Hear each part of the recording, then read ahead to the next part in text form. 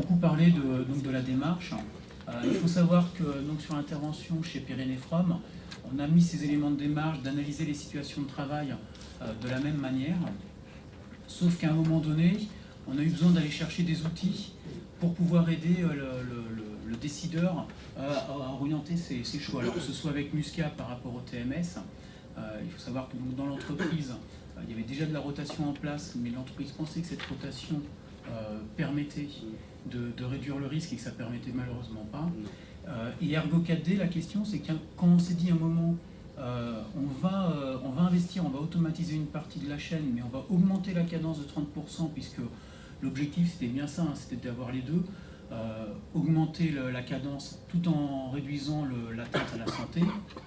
On ne savait pas pour la personne qui était en amont, qui faisait l'alimentation du fromage par exemple, et qui alimentait le fromage mais qui faisait du contrôle et pas mal d'autres tâches de récupérer les rebuts, est-ce qu'avec 30% d'augmentation, elle arriverait encore à faire son travail sans avoir des accélérations gestuelles? Et c'est à ce moment-là que l'outil Ergo 4D, qui lui prend la dimension temporelle et les variations temporelles en compte, nous aide. Alors dans les projets architecturaux, il y a également des outils, et l'idée c'est de dire que voilà, un projet d'investissement, c'est avant tout une démarche, une conduite de projet, et il y a aussi des outils qui sont là pour aider le décideur quand il y a des prises de décision un petit peu compliquées. Alors voilà, je vois qu'il y a des questions. Une question pour les deux exposés. Est-ce que vous avez eu... On voit bien que le point clé, c'est d'impliquer le personnel en amont des projets, dans les deux cas. Est-ce que vous avez eu des réticences du personnel au départ? Alors ça dépend un peu de l'ambiance sociale et des habitudes de travail dans la structure. Est-ce que les personnels étaient habitués à être consultés? Est-ce qu'il n'y a pas eu de la méfiance au départ du projet? Enfin, comment ça s'est passé?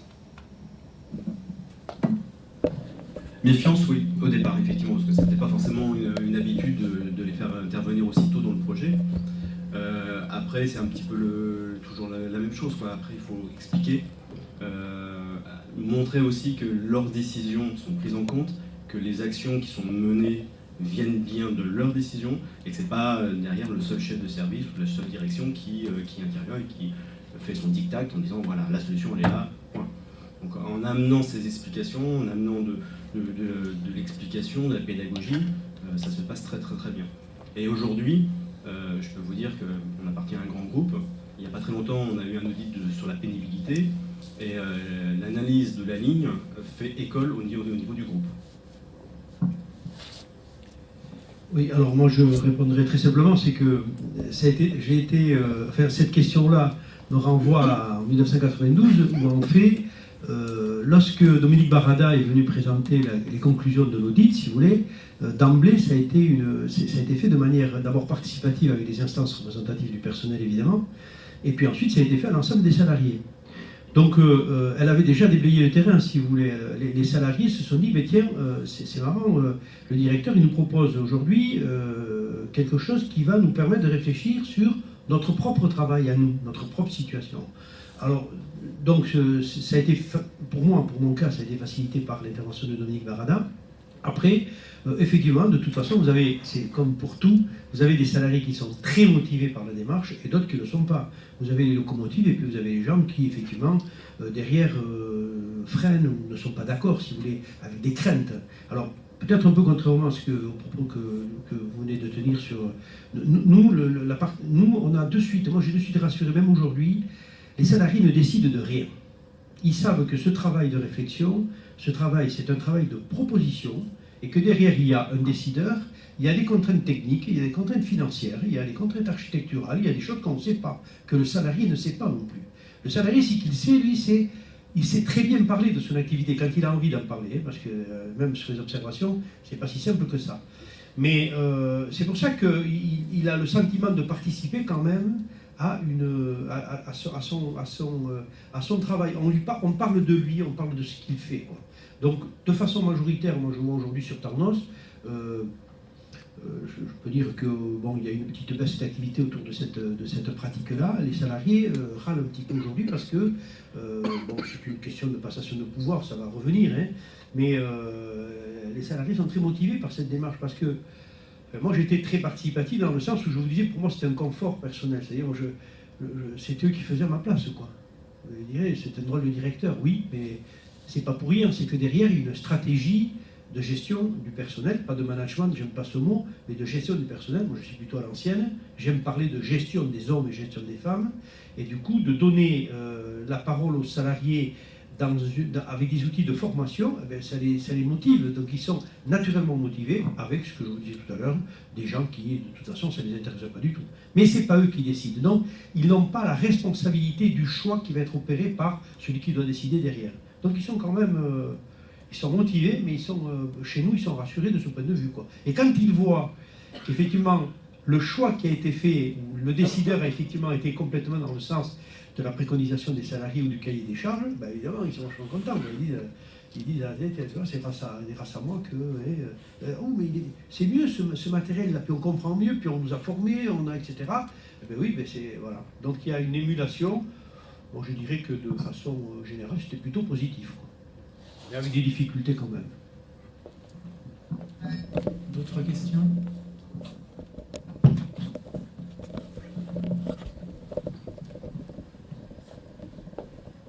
Oui, c'est plutôt pour vous, monsieur Chivelli. La question, c'est pour créer ce groupe ergonomie, comment vous avez choisi les salariés ou est-ce que c'est sur le volontariat? Et comment, derrière, vous avez pu organiser, comment ils se sont rencontrés, quels moyens ils ont eu pour faire ce qu'ils avaient à faire, comment ils ont pu aboutir à écrire un programme, c'est quand même pas simple. Voilà, les compétences, la formation, l'organisation. Alors, pour le choix, si vous voulez, je me suis appuyé évidemment avec encore l'ARACT, mais aussi le laboratoire d'ergonomie, et notamment Christian Martin. Le choix qu'on a fait, c'est de proposer une personne par service, sur la base du volontariat. Voilà. Et s'il y avait éventuellement 2 personnes, on leur demandait éventuellement de s'auto-choisir ou de se choisir entre elles. Et bien, si elles n'arrivaient pas à se départager, c'est le directeur qui choisissait. Alors les critères, vous savez, parfois c'est subjectif. Hein. Bon. Mais ce sont des gens qui ont fait la démarche volontaire à partir d'un choix par secteur. Par exemple, dans la maison de retraite, on avait 5 personnes. On avait une personne du service administratif, une personne du service entretien, une personne de l'internat, c'est-à-dire des aides-soignantes, une personne du médical et une personne des salariés de nuit. Parce que la nuit, il y a l'activité aussi, on oublie la nuit. L'activité ne s'arrête pas, elle ne démarre pas à 8h du matin, chez nous du moins, jusqu'à 20h. Mais de 20h à 8h, il y a de l'activité, une activité terrible la nuit. Absolument intéressante d'ailleurs. Donc c'est sur ces critères-là. Ensuite, effectivement, il faut dégager des moyens, ça c'est clair, il faut dégager des moyens en temps, c'est-à-dire que, alors dans le premier projet, je vous l'ai dit, la GEFOS avait un dispositif à l'époque, je ne sais plus si ça existe, ça qui s'appelait EDDF, Engagement, Développement de la Formation, des financements européens, régionaux. Ça n'existe plus? C'est la directe qui finance. C'était la directe qui finance ça, voilà. Donc ça nous permettait, notamment, on avait une participation sur le coût pédagogique de l'organisme de formation qui intervenait. Et en même temps, on avait, ça c'est très intéressant, une partie permettant de remplacer les salariés qui étaient absents sur leur poste de travail au moment où ils étaient en formation. Puis ce qu'on a fait aussi, je vous l'ai dit tout à l'heure, on a étalé la formation, notamment à la maison de retraite, parce qu'on n'était que 25 salariés, 5 salariés, ça fait déjà 20% qui est mobilisé. Donc on l'a étalé sur 2 ans. On a fait à peu près, je crois que c'était une journée par mois ou quelque chose comme ça. Donc on a fait le choix, si vous voulez aussi, de ne pas se presser, d'utiliser les moyens, les contraintes que vous rencontrez dans l'entreprise. Alors après, sur le projet architectural, quand on rentre par exemple dans le travail sur les investissements du matériel, je dirais que c'est assez simple, un véhicule, on lève personne. Moi je ne prends pas d'ailleurs tous les membres du groupe ergonomie, parfois je propose à ce qu'il n'y ait que 3 personnes qui vont travailler sur un cahier des charges, puisqu'ils sont tous formés. Et ces 3 personnes, je leur dis par exemple sur le véhicule, le dernier véhicule, je vous dis là où on a fait la modification d'investissement, je leur ai donné 2 heures de réunion de travail et 1 heure sur le terrain, 3 heures.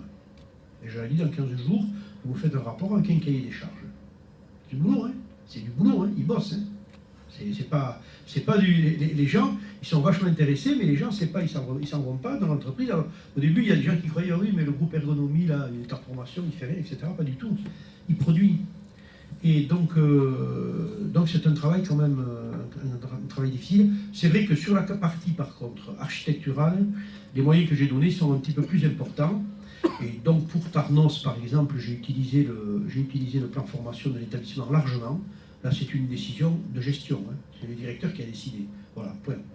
Et je dirais un petit point quand même, je reviendrai sur les zones de retraite beaucoup.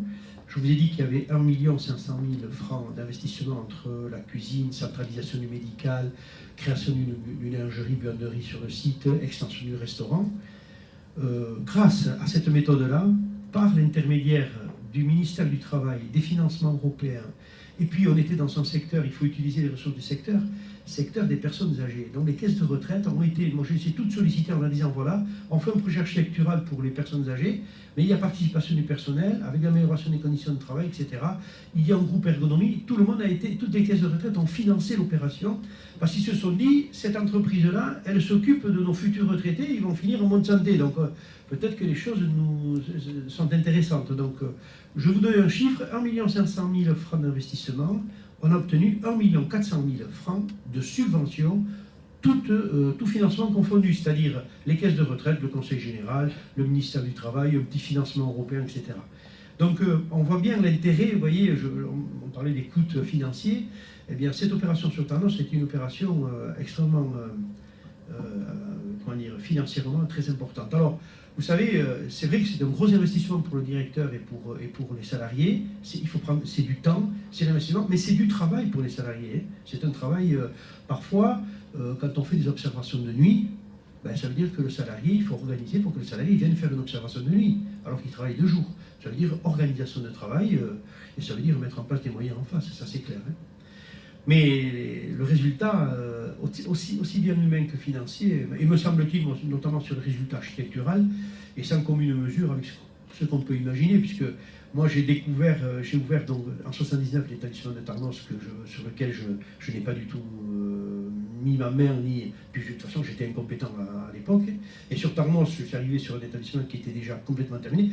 Le cahier des charges, je vais vous donner le projet de l'association qui a été remis à l'office d'HLM, donc maîtrise d'ouvrage, c'est une page 21-29-7.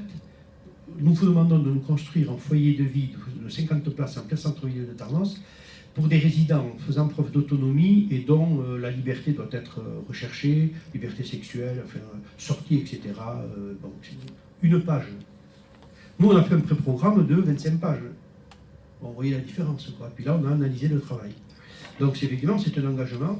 Et je répète que c'est du travail pour, bien sûr, les directeurs, mais pour les salariés. J'ai une autre question. Non, je voulais simplement compléter par rapport à ce que vient de dire Pierre Etcheverry. Il s'est aussi servi de ce travail-là pour aller chercher des financements et aller, parce qu'il est quand même stratégique. Et ça lui a permis d'aller discuter avec son conseil d'administration, déjà dans un premier temps, d'aller convaincre son conseil d'administration et d'aller convaincre les différents financeurs et les différentes tutelles, je dirais, qui entourent ces projets-là. Je voulais simplement dire par rapport à... Je lis un peu derrière la question de Frédéric.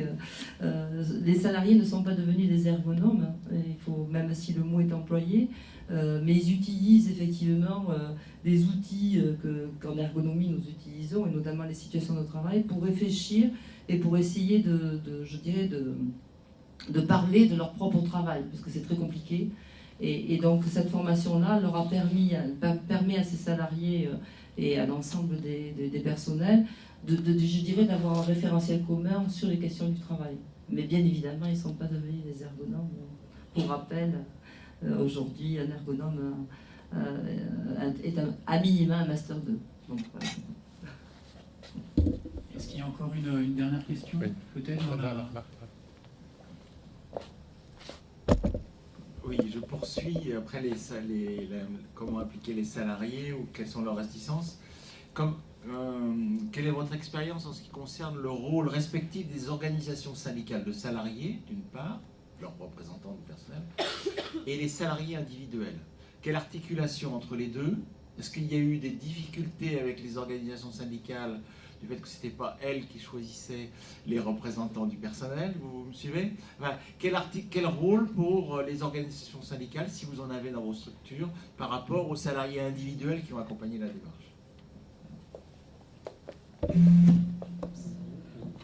Moi, en ce qui me concerne, ça n'a pas été le cas, puisque là, c'était très, très localisé dans l'atelier, donc on s'est figé sur cette partie-là. Pour autant, Xavier en particulier est intervenu au niveau des membres du CHSCT pour expliquer la démarche, pour faire le bilan du diagnostic. Donc ils sont intervenus, enfin, ils ont été mis à contribution aussi dans leur domaine de compétences. Il y avait également une personne qui était... il y a une personne du... excusez-moi. Il y a une personne qui participait au projet dans l'atelier qui était également membre du CHSCT. Oui, c'est vrai. Ouais. Et une autre qui était au CE, je crois. Un membre du CE, ouais. Voilà, donc on avait fait d'un groupe de travail, fait en sorte que des gens des organisations syndicales, enfin, des membres des IPRP soient associés au projet. Mais sinon, effectivement, c'est un projet, bon, vu la taille de l'entreprise, qui était quand même sur un périmètre. Voilà, donc, mais bon, le CHSCT a été informé. Tout à fait. Pas de difficulté de ce côté-là. Alors, rapidement, sur Mouco, il n'y avait pas de CHSCT puisqu'on était que 25 salariés. Donc, je pense qu'il y avait quelques tensions sur les choix, notamment des salariés. La particularité, c'est qu'on a eu une représentation syndicale alternative. Un coup la CGT, un coup la CFDT, un coup la CGT, un coup la CFDT. Comme en France, quoi. Un coup à droite, un coup à gauche, enfin, PS, je sais pas qui, UMP. C'est pareil, quoi.